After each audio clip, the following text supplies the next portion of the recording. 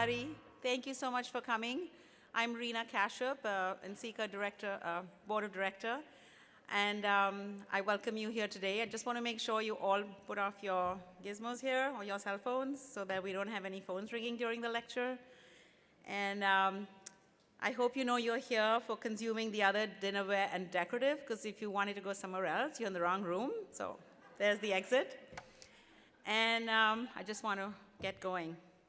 Thank you for coming. So this lecture is about people and geography that have historically been abstracted, reduced, and made available as decorative imagery on dinnerware. Rebecca Harvey lecture will draw connections between historical examples and conventions of cliffhanger and comics, of serialization, sequential action, and appropriation. Rebecca Harvey received her MFA from Cranbrook Academy of Art and her BFA from the University of the Arts. International residencies included Dresden, Germany, Uppsala, Sweden, Jingdezhen, China, and Olofsfjord, Iceland. Rebecca Harvey is the professor of art at the Ohio State University. Please help me in welcoming Rebecca Harvey. Thank you, Reena. Can you guys hear me okay? Thank you, Reena, for that introduction. I have this fabulous thing down here I'm going to be looking at. So dinnerware and the decorative. And this is kind of a mishmash. It's stuff I look at, stuff I think about, and then stuff I apply. So it's interesting as a maker, and certainly as someone who does ceramics, we have to kind of look at our own history and write our own history. There's not a lot of people out there that do it for us. So for me, I think this is really interesting. So I'm mostly focusing in this lecture on the period between 1750 and 1850 in England. It was a really interesting time when transfer printing first became really happening. One of the things I'm looking at is ceramics, particularly domestic ceramics, are often overlooked. The ease and dismissal that enables the meaning of domestic ceramics to swim under the radar opens up kind of a rich seam, makes a flotsam and jetsam. And ideas come up, and you look at them, and you're like, wow, that's really weird. So it kind of works on a subliminal way. I'm interested in that. So we tend to disregard or not think about the objects we surround ourselves with, and this makes them really interesting to consider. Here's a kangaroo enclosure by Spode. I just think it's really interesting to look at these things and like, why do you want to eat off a dish that has a kangaroo on it? I don't know. So there's a great quote from Rawson that says, ceramics is a mix of wish, assertion, and desire. So it's kind of what I wish I had, what I think I am, and what I want to be. So I think that kind of all that domestic stuff for me is super interesting. Here's a spittoon. I love how this one kind of curves around, so the curve makes the landscape. So I'm really interested in how are images chosen and what gives something cultural credibility. How do we decide that, wow, we really like birds this year, or next year monkeys are the thing. So there's a perfect storm that happened between like 1750 and 1850. There's the Industrial Revolution, kind of going full steam ahead. That's like a steam joke. And there's a lot of new things happening across technologies and materials. And one of the things I think ceramics has always been really good at is taking the technology of the day and subverting it, standing it on its head and using it as something different. So we take things that are made for other things and we use them again. So you have flat copperplate printing on textiles, first starting in Ireland in 1752, and this is kind of interesting. It's 40 more years before they start using rolled copper plates, and this enables them to make a lot of textiles fast, but had they started out with rolled copper plates, I don't think we would have had transfer printing in ceramics in the same way.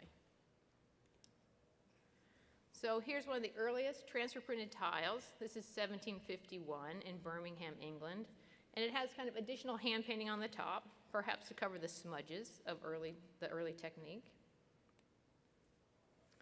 The first mass-produced tiles are attributed to John Sadler. He was a printer by trade, like a regular paper printer by trade, so that's kind of interesting.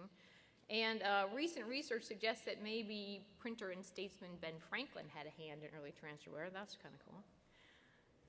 Just the possibility of transferring images. And if any of you guys have ever worked with like letterpress stuff and printing, the ink goes everywhere. I mean, some people stay very clean, but I tried and the ink is like all over me. So it wouldn't be such a big step to take this. It sticks to your apron, sticks to your hands, sticks to things you touched on and go, hey, I'm going to try that. So the earliest use of transfer printed ceramics developed at several times in close proximity, which is also interesting too, because when that kind of stuff happens, it just means a lot of people are paying attention and things are available. So this is one of the earliest pieces. This is a single Italian teapot, the only one that exists still. It's from 1750. And you can see the body is printed. It's a copperplate transfer, but it has a stenciled lid and painted editions. And of course, you see like the stenciled lid and the painted editions, those are parts where it would be hard to transfer the print to, right? This is pretty interesting. This is the Aurora teapot, 1770, lead glazed earthenware. And this has, so look at this painted teapot shape. This one is completely overglazed enamels. It's kind of interesting to look at. The colors are super garish. It looks very cartoony, but it's 1750. So here, it's the exact same teapot, now with a little bit of printing. You can see, and it's colored in, so back. This teapot, that teapot, same teapot. Almost the same time period, but somehow someone decided, oh, we can put some printing on here. And here's some more printing. Again, just a little bit later, but you can see all of a sudden that jump between here, oops, did it go back? Here and here, right? More printing. Okay, at this time in England, it's pretty obvious domestic pottery is also used as a vehicle about beliefs. Here's Bonaparte dethroned. I love this stuff. Look at this. This is like 1814. I love like crazy speech bubbles. I'm talking sideways. Right, just up in the air so I can talk in the air. I love looking at that stuff. And how funny is this object? Like here's a cow that contains within itself a landscape, right? Instead of the cow being in the landscape, the cow like holds the entire landscape. So a lot of stuff people look at and they just go, whatever. But if you look at that, it's like nutty, right? It's nutty. So here's a picture of transfer printing. So it seems pretty likely that a printer would have made the leap between the hand-operated press to make the impressions on the wetted paper. So there's the copper plate, and somebody's sticking the ink on there. It's inky. So the early printing pigments are sticky and slow to dry, and they're often interleaved with tissue to prevent smudging, and the discarded sheets could have easily become directly transferred to ceramics. And here, of course, this is being transferred to ceramics. This is a great book. It's called The Lady's Amusement. And there's other contributions to this kind of perfect storm of things that are happening. Changing consumption patterns. Incredible amount of readily available patterns and images meant that they could be borrowed and used for domestic consumption. So that Lady's Amusement or The Whole Art of Japanning by Robert Sayers. So this was a compendium of 1,500 images of flowers, shells, birds, insects, etc., meant to be copied both by genteel women and to assist designers in domestic production. So you have this explosion of images on dinnerware. Tiles became the first objects to be printed for obvious reasons. They're flat, available cheaply in large amounts, and they came white and pre-fired at this time. But the techniques quickly adapted to more complicated forms like ceramics. And we have a long history of separating the form and dividing it. So you can't just lay a big sheet of paper across a plate or a bowl. You have to cut it, right? But that's fine because that's what we always did anyway, right? You divide the shape, you divide the form. And of course, this is all directly related to the blue and white that's coming from China. So it makes sense from a visual point of view, right? Separate object, or even a room if you think about it, into discrete parts. You know, here's this part of the room, here's the background, here's the foreground. So here's a hand-painted jumping Chinese boy, 1700. And here's a jumping boy by Spode in the 1800s. So there's this funny thing that happens. You know, the rim, gravity is different, space is different, time is different, and then there's a center, which is perceived as some kind of depth or a window. So if you think about it, that's really a crazy way to divide space, right? Different things, same plane, different things.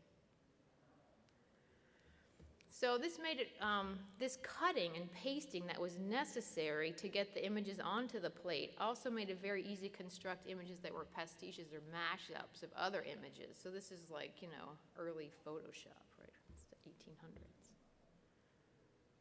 So here's a Chinese export porcelain. another one.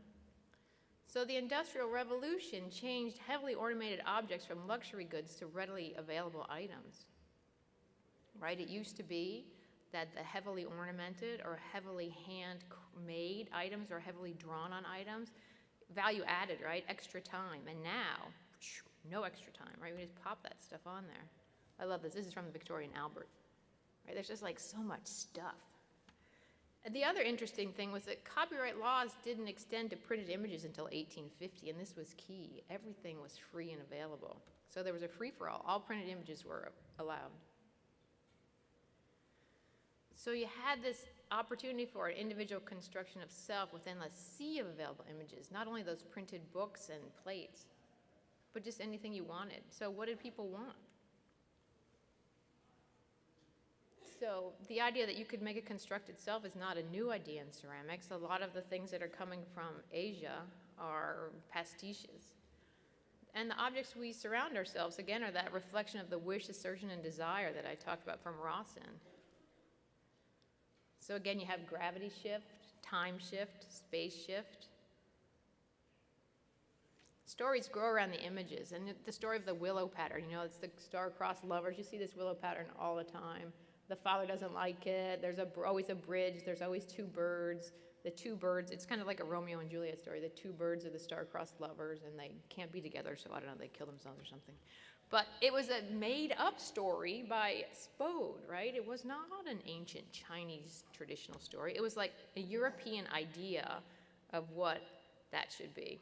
So that really interests me, not just, like, why was that wanted? Why was that interesting? So the idea that cultural currency, you know what I mean? They're reflecting back in a mirror of what we want to see.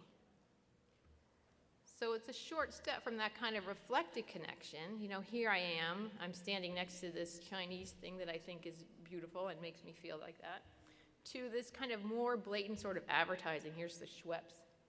And again, it's the same blue willow pattern.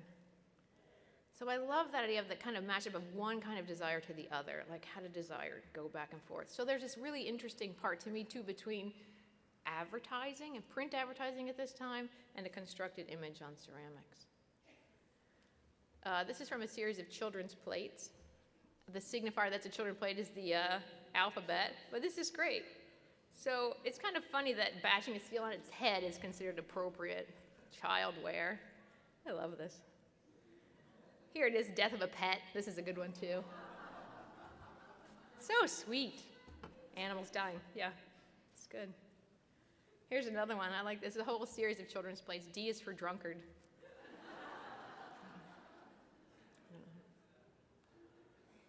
So what I really liked is so I look at these things on the children's plates and these nutty things, and and where the hell does this stuff come from? So for me, it was really interesting to go back and find the original lithograph, right, that it came from.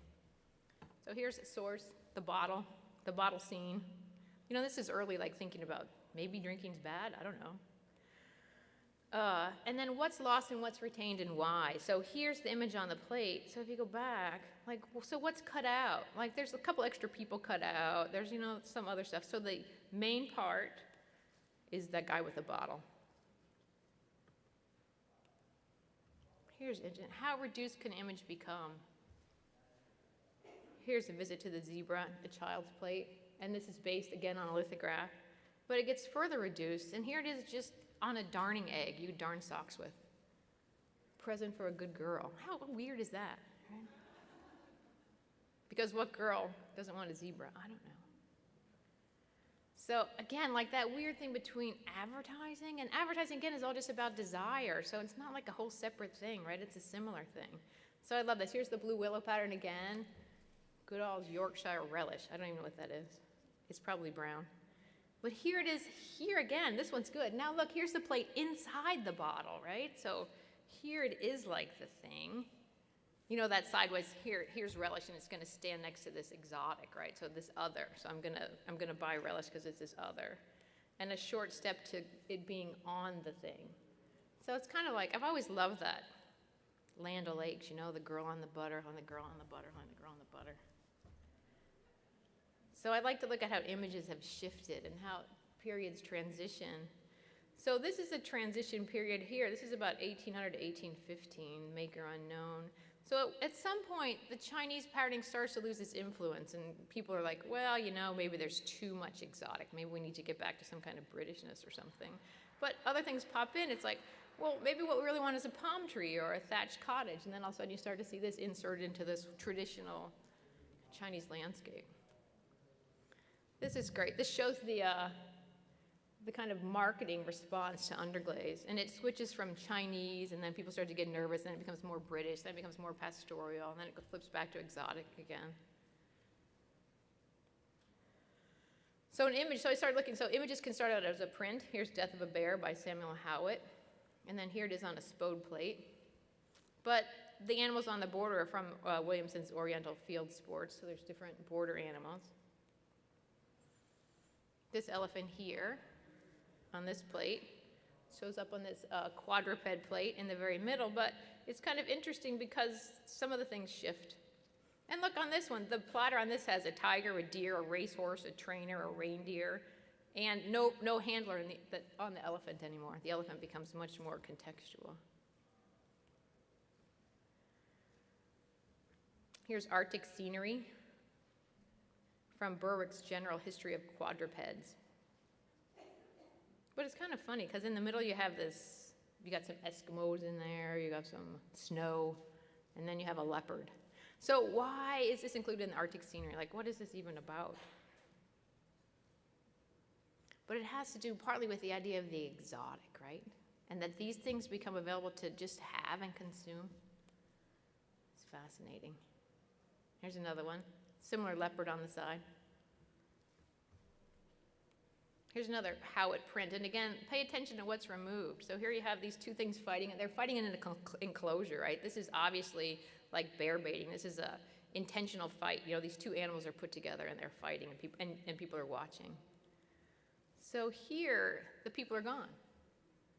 So it's kind of funny. You have this this flipping back and forth between taking these animals out of context, putting them in a new context, and then recontextualizing them again. Because now they're in your dining room on your table. So here's this image, and this image, and they're combined. Right? You have the one thing and the other thing. Well, I guess it's more exciting, right, to have the two things. Here's giraffes at the London Zoo. And then here's a plate by John Ridgeway. So again, interesting, like here they are, these giraffes taken out of where they belong, taken to London at the zoo, put into a lithograph, and then they're put back, right? They're back in their environment again, palm trees, somewhere exotic, not here, but they're on your dinner table. So I like to think about what's added and what's not, what's taken away. This is a funny one. This is surrounded by a border of shamrocks, thistles, and roses, you know, symbols of England. But then it's a horse with palm trees and a pyramid. So it's kind of a, I don't know, gotta love it. So when there's too much exotica threatens, there's a kind of retreat to bucolic. So it's interesting to watch the transferware shift. You know, here's like, and to the English. Here's a kind of nostalgia for all things English, for unspoiled England. The Gothic. And it's interesting to see the shifts in the way that the patterning is constructed also. Here's the beginning of a Japanese influence, pattern books from the time, new ways of layering images, a picture within a picture. And I think the picture within a picture is kind of significant. It gets to the idea of like, not only imagining the other, but able to put the other inside a context that's contained. So here it is, putting the other inside a context that's already contained, the thing within the thing. So images are nested within other images. Echoes and unspoken wishes and beliefs are recorded, reordered, lifted, placed, and replaced. And this is happening in print too. So the way the images are working is quite similar. The overlap between printed object, image, and advertising is pretty fluid. So I started looking at the connection between early printing of narratives and stories also. I love this, Robinson Crusoe. So one of the earliest printed stories with images is Robinson Crusoe, and here it is, 1814. So looking at those images, and looking at how printers split up a page, first in the beginning, the decorations are there to kind of hold the text in place, and seeing how the text box and corners hold type, how those things shift and morph where they become an image within an image, and how something that was structural then becomes something else. But again, that kind of layering inside and inside and inside, that nesting and compounding of associations. And images of increasing complexity. I love this one. I don't know what the hell it is. It's got like a lawnmower and the queen and some roses. Super interesting, though. So I'm looking at these images, just looking at them and paying attention to how they exist in the world.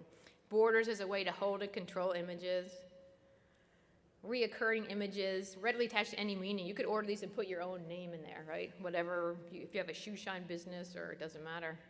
And then I love this. Yeah, that shifts to this. This one just all of a sudden has the images hanged, just printed on everything. It's printed on the sailboat, it's printed on the thing, it's printed on the building. So this is a more recent interpretation of the same from, this is from Shanghai not too long ago. But it's kind of like the same thing, right? Like the images, it no longer is attached, it's like the structure.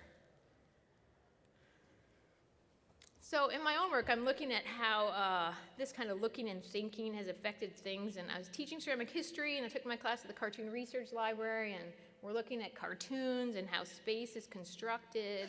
And I'm looking at image and text as an extension of pattern, and how it, you get race, class, gender, all this crazy stuff going on because you're not paying attention. It's not supposed to be about that.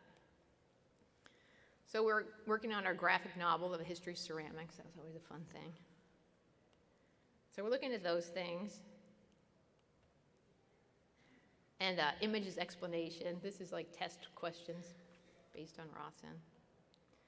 And because I'm teaching history, I'm looking again at these Mayan cups. And these are great, these glyphs. And they look so much like cartoon images, but they aren't about telling a story, and they are about kind of rotational things. So I'm interested again in the space of a ceramic object or domestic object, the way that it spins. And the glyphs tell a story, and I'm looking at like kind of the flattened bands that are from a restoration project. So here's the bands flattened out. And as an artist, I had begun to use the conventions of cliffhangers in comics and serialization, sequential action and appropriation, and that's all the same kind of stuff that's in that dinnerware, and it's all the same kind of stuff that's in that early advertising. I love Johnny Quest, I don't know why, it's just good. So we had gotten this full color decal printer, and we've been trying to figure out how to use it. The images were really shitty. It's just like, you go to the mall and it's you and your grandma on a cup. So it's like, well, what do you do? So this is what I came up with driving home. So there was like 6 rules. And one of the rules was it's going to be a story. It's going to happen over 12 weeks. It has to be 140 characters exactly. You can't pre-plan. There has to be a hero. Right, so what do we do? And this, again, is based on those glyphs. So I'm just going to run through the first week. So it goes a cloudless sky, an open ocean, a lone bird flies past, its harsh cry, startling our hero, a loud thud, a deep splash, and then, and stay tuned. So that was the first week. So it was this idea, like, how can you, like, take that idea of all those kind of mashups and ideas and things within things and make them work? So here's just the partway through the process. So photos and images are collaged and rescanned. And again, this is just based on that idea of, like, taking those transfer printawares and just mashing them up. So the backgrounds always had something to do with the foreground, right? This is, I don't know what that is. Anyway. And then I'll print it up on a sheet. And it's kind of interesting because you can't just print it up flat, right? Even on a just completely cylindrical object, it has to be art. So we did 36 cups in all. And the really fun part was they had to be exactly 140 characters every week, not 139 or 136, right? Exactly 140, so that was really fun. And since you couldn't pre-plan them, you couldn't do things ahead of time. So that was great. So they went to Springfield Museum of Art, a couple other places. And here's how we did some of them. And so we just sit down, like, I'd take a picture, and then we'd scan it. So it was about kind of working with this technology. Again, like how do you in ceramics take the technology that's available, turn it on its head? So again, this decal printer, if you used a photograph, it just looked dumb. So what do you do? Like, let's make it look really dumb. Let's make it look like a comic. Let's strip it out and make it look as janky as possible. So I love that idea. And I love the idea, and then I started to get really interested in the idea of that stories, and again, it has to do with sequential action. And a lot of the sequential action, again, it's the same thing that happens across that dinnerware. So this is a commission for someone I did who had seen the story cups, and it's broken up and spread across like 64 different plates. So this is some of the print parts first. And then I put them on cups, but I love the idea that you could get the story wrong or just have a little bit of the story, like maybe you don't even know what the story is, you sit next to the wrong person and the story shifts. So I'm still working on expanding this idea. So I liked the trail of images that go from stories to paintings to trade items and circling back to ceramics and looking at domestic objects for clues. So now we'll see if the sound is working. No sound. Yes, it's fishing fun for the whole family and only $19.95. What a gift. What's better than that? So, because the best things are always a bit strange.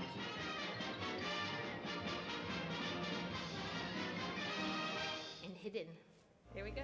That's